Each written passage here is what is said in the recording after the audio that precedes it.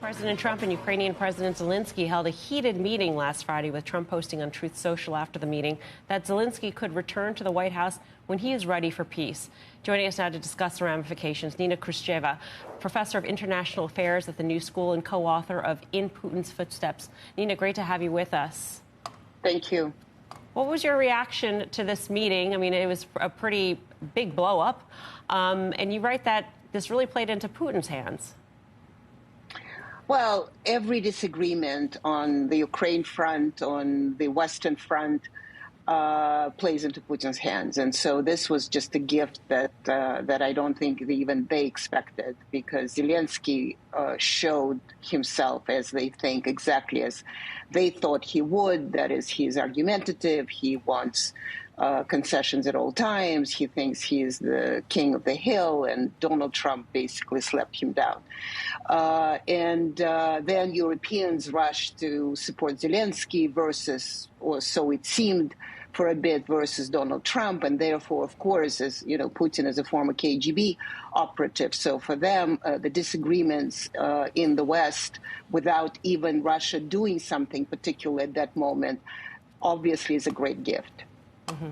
The Europeans were quick to rally around Zelenskyy, Nina, and the reaction, at least, you know, among investors, is to bid European defense stocks higher over the weekend and in today's session. I'm wondering what your opinion of that is. In that, does Europeans have the wherewithal, the money, the finances to actually support Zelenskyy in the way that he needs to be supported without U.S. help? Well, that's an amazing question. I mean, yes, the stocks went up, and actually Keir Starmer, who had a meeting in London, who gathered European leaders, did say that this is the time for talk is over, and now it's the time for action, and here we are going to offer that support. Well, the question is, are they actually going to offer that support, or will continue to be more talk? So we still don't know that. But at the same time, the story is that they want to repair the relationship with the United States. So if the blow-up was to make Zelenskyy and Europeans more important in conversation with Trump, potentially it is achieving something. But at the same time, there was a proposal. Trump was talking about the ceasefire, and now Emmanuel Macron talks about ceasefire, and they're going to do a coalition of the willing, which is not a good name, because we know how the previous one, the Bush coalition of the willing, ended up. So it's not clear. On one hand, they want to be with Trump. On the other hand, they're sort of against Trump. So how it's going to play out, and will Zelenskyy indeed meet with Trump again?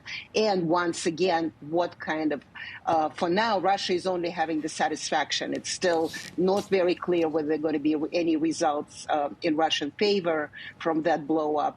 But then the question, these are still moving pieces. Who is going to win? Or Trump would actually get his way, because Zelenskyy is going to come to him. Europeans cannot do it without the United States. And so Trump will continue to dictate the rules, despite all the European efforts to say that they're players in this too.